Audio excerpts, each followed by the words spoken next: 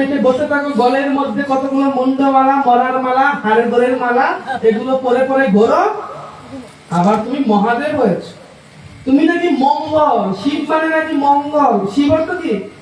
কিন্তু উনি ব্যঙ্গ করে বলছেন শিব মানে নাকি মঙ্গল। তোমাকে দেখলেই তো লাগে অমঙ্গলের মতো, দেখলেই তো কেমন অপবিত্র অপবিত্র লাগে। এভাবে বিভিন্ন ভাবে তাকে যখন বর্ষনাথ করছেন, শিব ঠাকুর চুপ করে বসেছে। দেখুন, যিনি ভক্ত, যিনি বৈষ্ণব, তিনি 10 জনের কথা সহ্য করতে পারেন। তিনি কেউ কিছু বললে হুট করে ফোন ধরে ওঠেন না, তিনি শান্ত। এটা বৈষ্ণবের গুণ। শিব ঠাকুরকে অনেক কথা বলেছেন, কিন্তু শিব ঠাকুর কোনো প্রতিবাদ করেন নাই। তখন শিব ঠাকুরের প্রিয় ভক্তকে নন্দী মহারাজ, শিব ঠাকুরের বাহন রূপে তিনি থাকেন, ভগবান শিবের সেবা করেন। নন্দী মহারাজ তখন রাগ হয়ে বলল যে আমার প্রভুকে অপমান করছে, আর এখানে এত এত ভাড়া সভা, এত এত মুনি ঋষি ব্রাহ্মণেরা বসে আছে, তারা কেউ প্রতিবাদ করলো না। আমি অভিশাপ দিলাম, এই ব্রাহ্মণদের কখনো দুঃখ বুঝবে না, তাদের বাড়ি বাড়ি ভিক্ষা করে খেতে হবে। কে অভিশাপ করেছে? নন্দী মহারাজ ব্রাহ্মণদেরকে অভিশাপ প্রদান করেছে যে তোমরা জ্ঞানী, তোমরা উপস্থিত থাকা সত্ত্বেও আমার প্রভুর নিন্দা হচ্ছে, শিবের নিন্দা হচ্ছে, আর তোমরা সেটার প্রতিবাদ করলে না। শিবনিন্দা শ্রবণ করলে ব্রাহ্মণ হয়ে তোমাদের ব্রাহ্মণ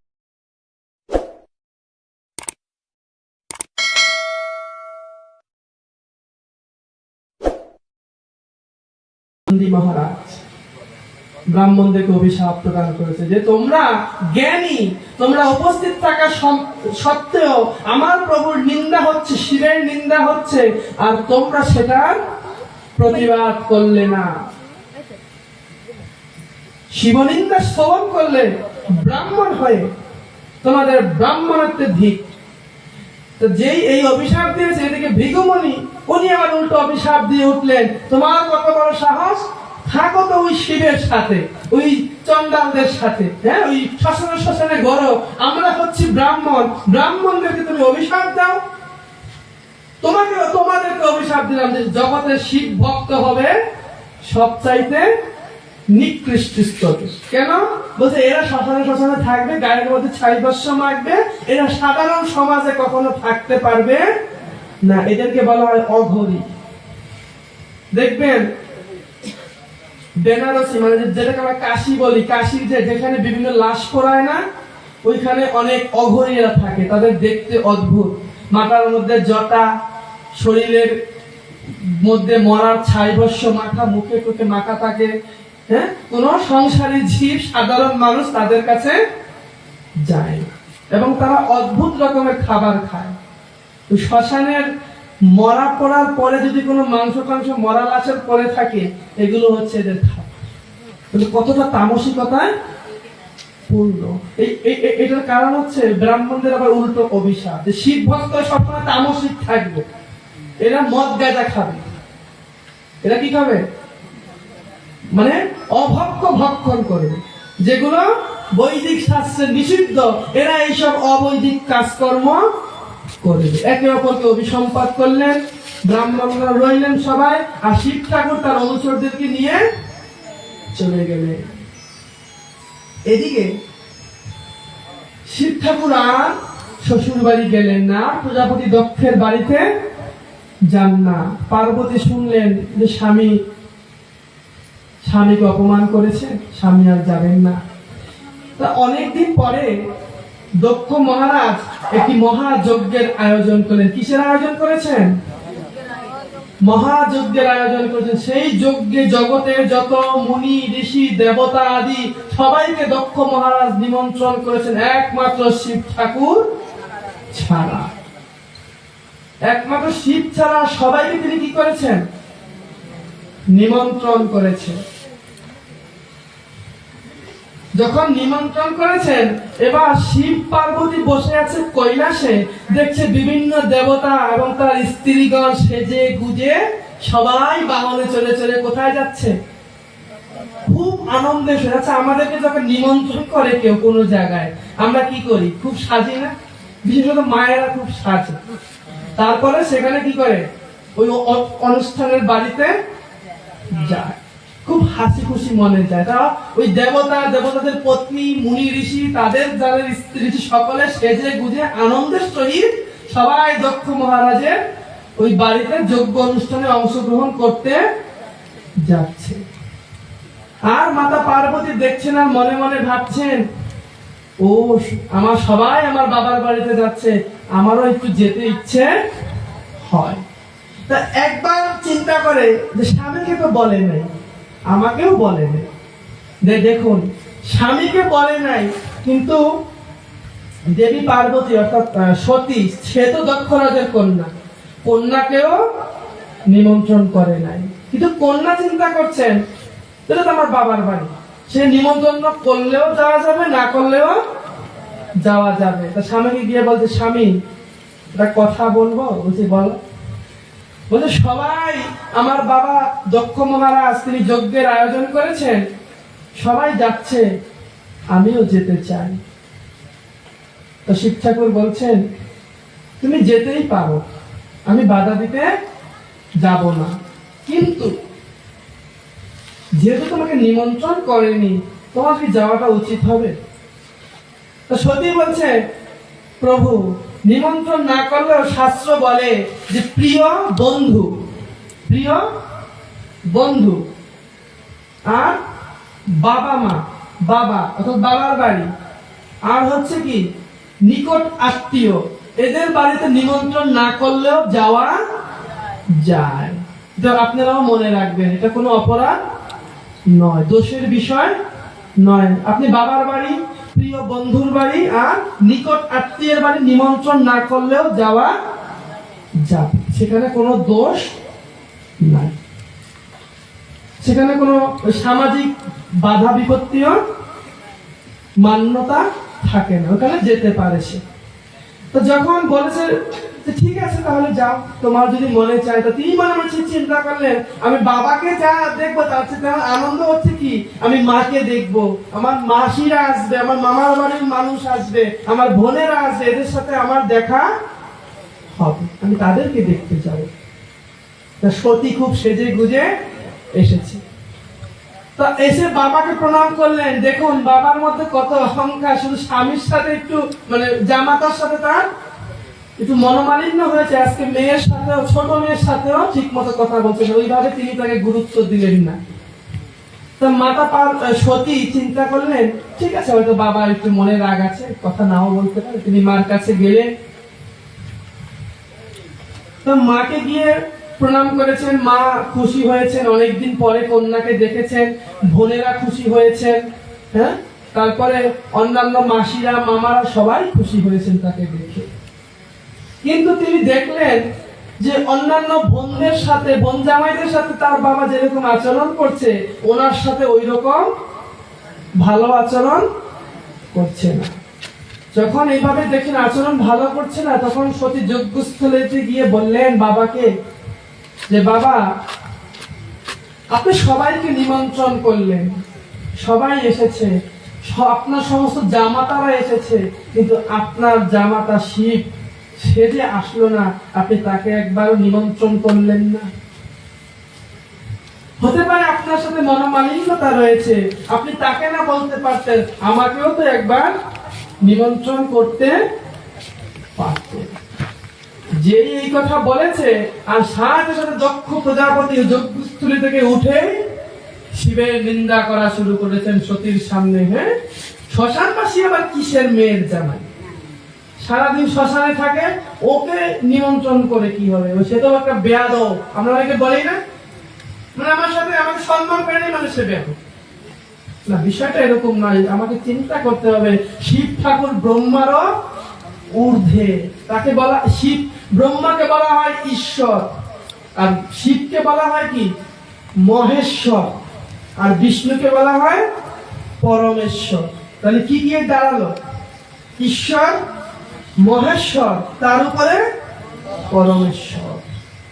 তাহলে ঈশ্বর শব্দ দ্বারা শুধু ভগবানকেই বোঝায় না, এই ঈশ্বর, মহেশ্বর, পরমেশ্বর দ্বারা তিনজনই কিন্তু ঈশ্বর। ঈশ্বর, মহেশ্বর, পরমেশ্বর, এই তিনটা শব্দের দ্বারা তিনটা স্তরকে বুঝতে হবে।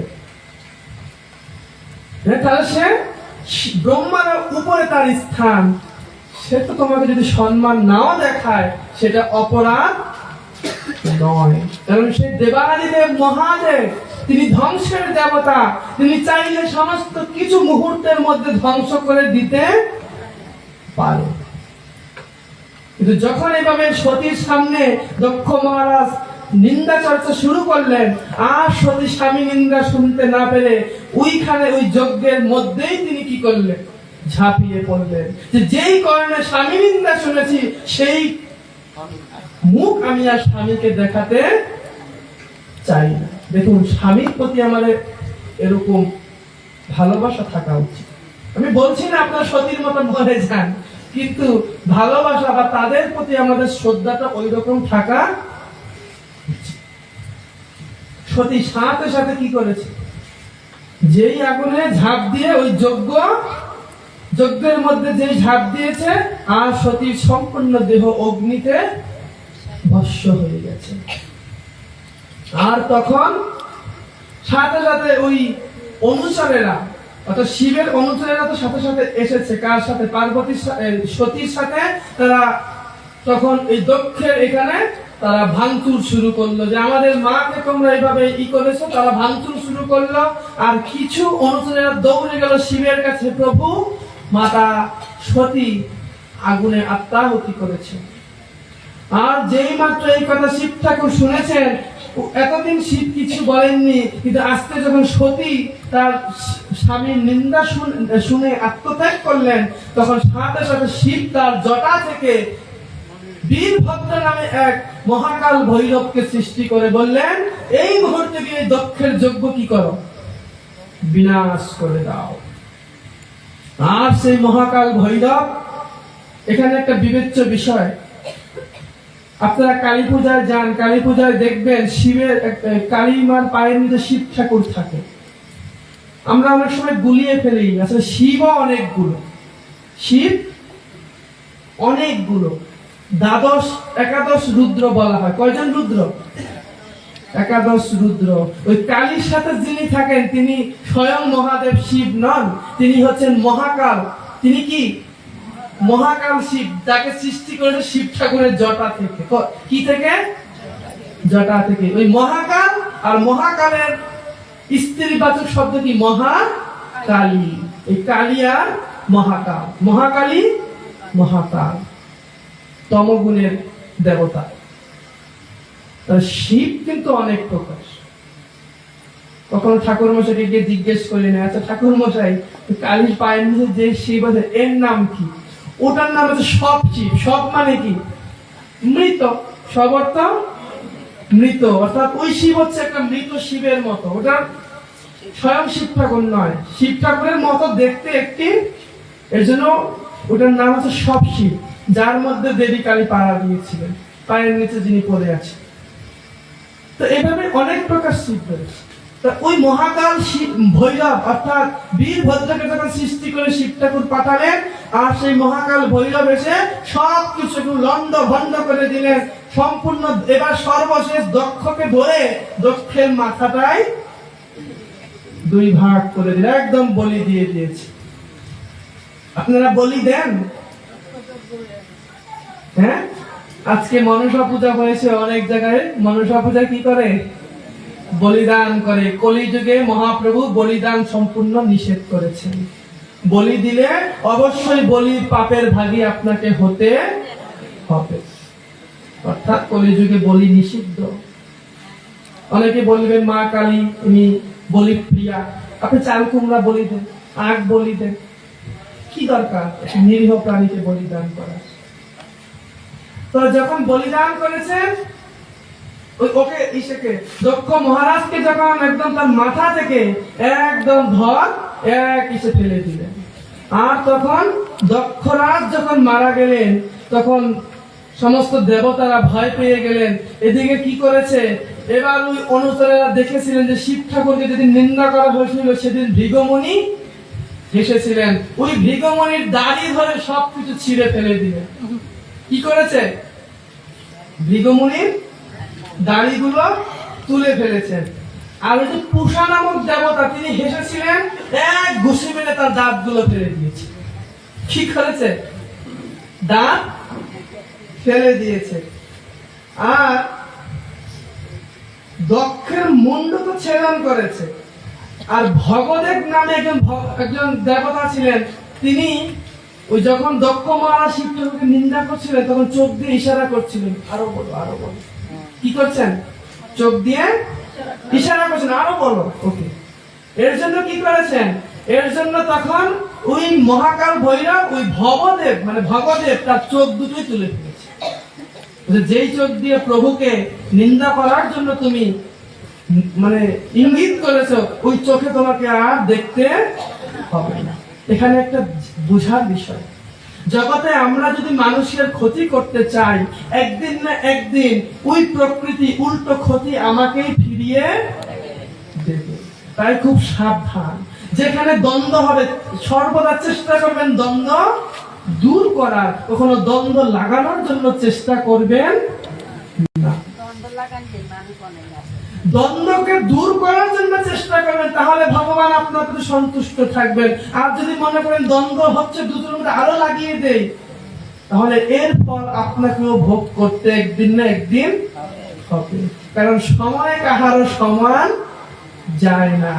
আজকে ওর বিপদে আপনি খুশি হয়েছেন, একদিন বিপদ আপনার উপরেও এসে পড়বে। তাই খুব সাবধান। কখনো মানুষের সাথে মানুষের দ্বন্দ্ব যখন দেখবেন হয়ে যাচ্ছে, সর্বদা চেষ্টা করবেন দুটা ভালো কথার দ্বারা তাদের দ্বন্দ্বটাকে ওইখানেই মিটিয়ে দেওয়া, সে যেই হোক। তখন দেবতারা খুব ভয় পেয়ে গেলেন। এদিকে তিনজন দেবতাকে এইভাবে শাস্তি দেওয়া হলো। তখন অন্যান্য দেবতারা সবাই ব্রহ্মার কাছে গেলেন, প্রভু এই মুহূর্তে আমরা কি করতে পারি? শিব ঠাকুর তো খুব ক্রোধান্বিত হয়ে গেছেন। এদিকে শিব তিনি সতীর শোকে ওই সতীর দেহখানা নিয়ে তিনি তাণ্ডব নৃত্য শুরু করলেন। দেবতারা ভয় পেয়ে গেলেন যে এখন যদি তাণ্ডব নৃত্য করে তাহলে সারা সৃষ্টি জগৎ ধ্বংস হয়ে যাবে। যখন দেবতারা বিপদে পড়ে তখন কার কাছে যায়? ব্রহ্মার কাছে গিয়েছে। ব্রহ্মা কার কাছে নিয়ে যায়? ভগবান গোবিন্দের কাছে, নারায়ণের কাছে যায়। সর্বশেষ আশ্রয় কে? যার পরে আর কেউ নাই, তিনি কে? নারায়ণ।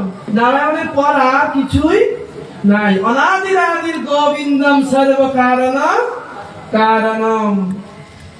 ঈশ্বরঃ পরম কৃষ্ণঃ সচ্চিদানন্দঃ বিগ্রহঃ অনাদির আদির গোবিন্দম সর্ব কারণ কারণম গোবিন্দম আদি পুরুষম তমহং ভজামি।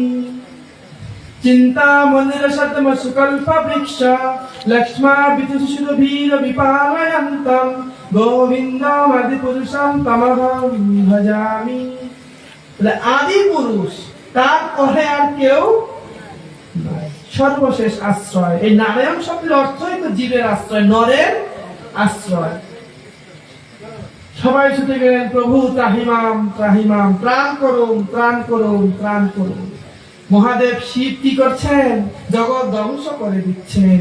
সতীর শোকে তিনি বিক্ষিপ্ত হয়ে গেছেন। ভগবান নারায়ণ তখন কি করলেন? তার সুদর্শন চক্রের দ্বারা সতীর দেহখানাকে টুকরো টুকরো করে 51 ভাগ করে এই ভারত ভূমির 51টা জায়গায় সেই অংশ পড়ল। আর যেই যেই অংশে সতীর দেহ পড়ল সেই সেই জায়গায় সতীপীঠের সৃষ্টি হলো। এইভাবে 51 সতীপীঠের সৃষ্টি হলো। বাংলাদেশের মধ্যে 3-4টা সতীপীঠ রয়েছে। যশোরে রয়েছে যশোরেশ্বরী মন্দির, চন্দ্রনাথে রয়েছে চন্দ্রনাথের মন্দির, এটাও সতীপীঠ।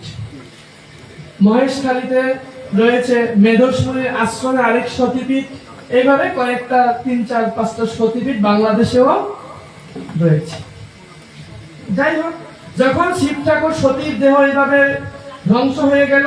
এবার শিব ঠাকুর গিয়ে কৈলাসে বসলেন, ধ্যানস্থ হয়ে গেলেন। তখন দেবতাদেরকে ভগবান বললেন, যাও তোমরা এবার শিবকে গিয়ে স্তুতি করো, শিব সন্তুষ্ট হলে এই যজ্ঞ আবার শুরু হবে।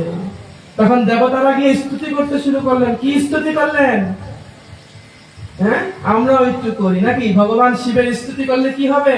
শিব ঠাকুর কৃপা করে আমাদেরকে কৃষ্ণ প্রেম ভক্তি দান করবেন।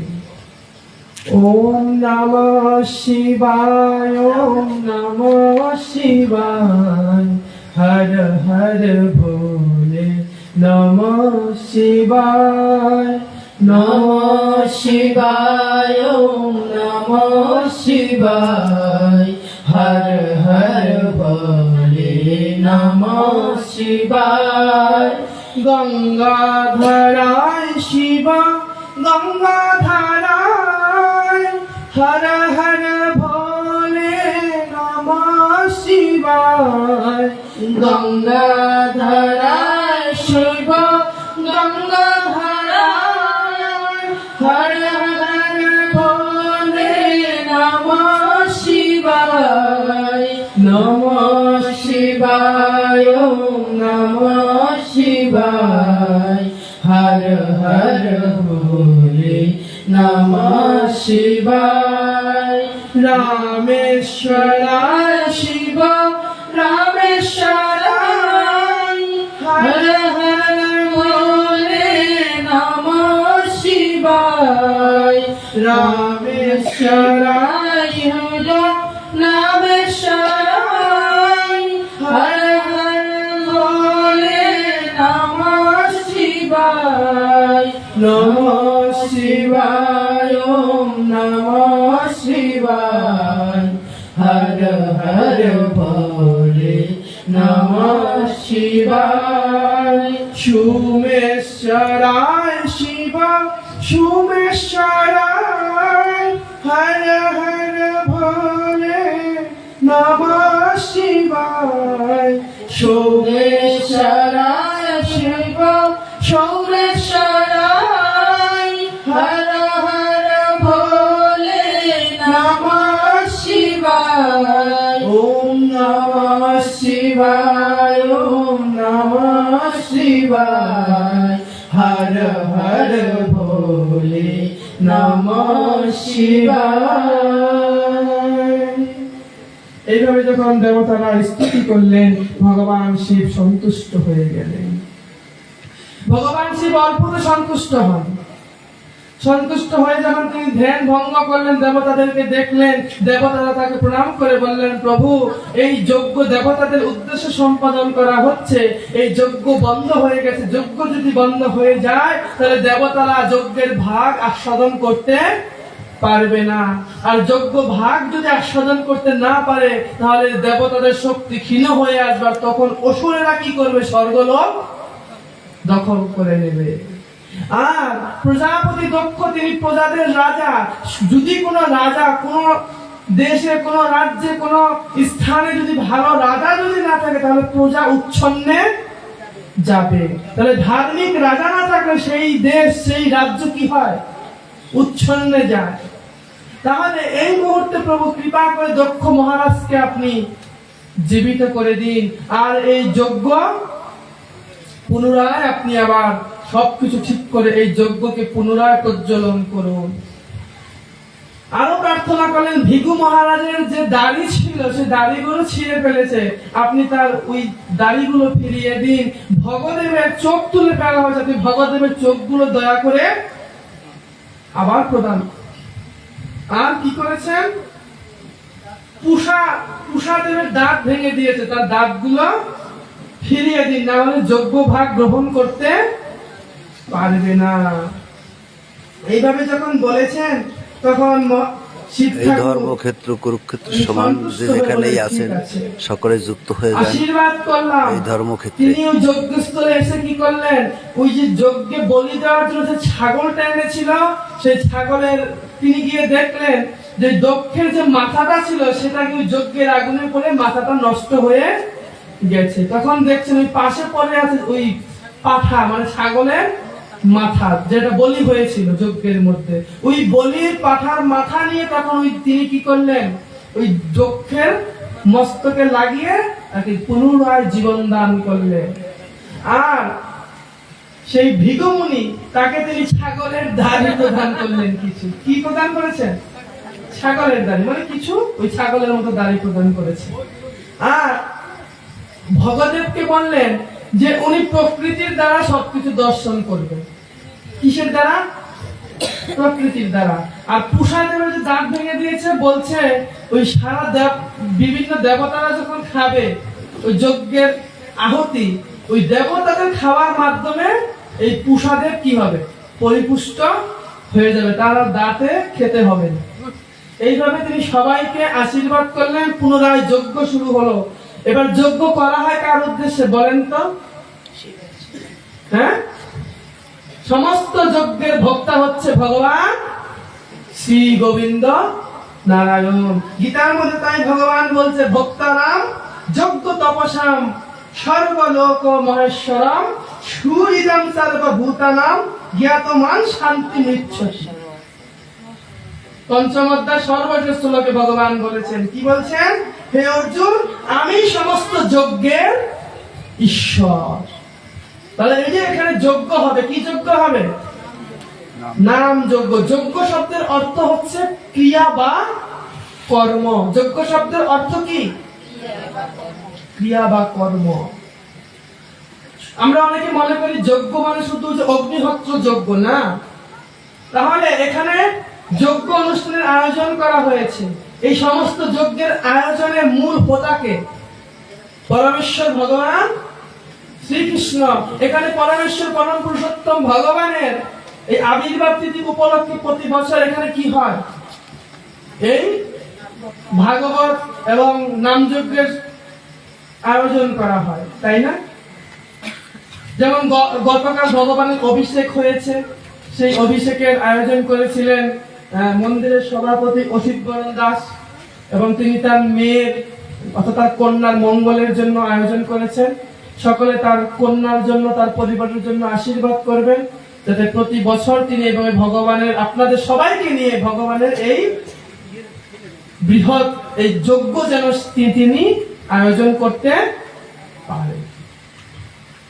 তো এই সমস্ত যজ্ঞের ভগবান বলছেন, হে অর্জুন, আমি সমস্ত যজ্ঞের ভোক্তা। সর্বযজ্ঞ ভোক্তারাম যজ্ঞ তপসাম সর্বলোক মহেশ্বরম। সর্বলোকের মহান ঈশ্বর, একমাত্র মহান ঈশ্বরকে ভগবান শ্রীকৃষ্ণ। সুরিনাম সর্বভূতানাম, সর্বভূতের প্রকৃত সুরিত। প্রকৃত সুরিতকে ভগবান শ্রীকৃষ্ণ। জগতে সবাই ছেড়ে চলে যাবে, একমাত্র গোবিন্দ কাউকে ছেড়ে যাবে না। ভাই বলো, বন্ধু বলো, কেউ তো কারো নয়, মরিলে মানুষ জনম আর নাহি হয়। বলছে, শোনো কলির জীব দিয়া মন প্রাণে, না ভজিলে শ্রী গোবিন্দ বিফল জনমে। শোনো কলির জীব দিয়া মন প্রাণে, না ভজিলে রাধা কৃষ্ণ বিফল জনমে। ভাই বলো, বন্ধু বলো, কেউ তো কারো নয়, মরিলে মানব জনম আর নাহি হয়। শোনো কলির জীব দিয়া মন প্রাণে, না ভজিলে শ্রী গোবিন্দ বিফল জনমে। তাহলে ভাই বলো, বন্ধু বলো, সবাই কি একদিন না একদিন ছেড়ে যাবে। কিন্তু সুরিদাম সর্বভূতানাং, সর্বভূতের আমি সুরিত। সুরিত তাকেই বলে যিনি আপনার ভালোর দিনেও থাকবেন, আপনার খারাপের দিনেও থাকবেন, তিনি হচ্ছেন সুরিত। আর বন্ধুকে যিনি ভালো সময় থাকে কিন্তু খারাপের সময় তাকে পাশে পাবেন না। এই জন্য যে বলে, সুসময়ে বন্ধু বটে হয়, অসময়ে হায় হায় কেউ কারো নয়। বন্ধুদেরকে, যারা বন্ধু, এদেরকে সুসময়ে পাবেন, কিন্তু বিপদের সময় ওই বন্ধুদেরকে আর পাওয়া যায় না। আর মিত্রকে, এই তিনটা শব্দ আমরা মনে করি এগুলো তো সমর্থক বাচক শব্দ, একটু পার্থক্য আছে। মিত্র হচ্ছে আপনার সাথে সবসময় চলাফেরা করে। আপনি যারা একটা চাকরি করেন, সেখানে আপনার কলিগ আছে, এরা আপনার মিত্রের মতো। এরা কি প্রতিদিন তাদেরকে দেখেন, তাদের সাথে চলাফেরা করেন, এদেরকে বলা হয় মিত্র। আর শরীর, যিনি আপনার ভালোতেও আছে মন্দতেও আছে, কখনো আপনাকে ছেড়ে যাবে না, তিনি হচ্ছেন শরীর। এরকম বন্ধুকে বলা হয় শরীর, অর্থাৎ হৃদয়ের বন্ধু। সুহৃদ মানে হৃদয়ের বন্ধু।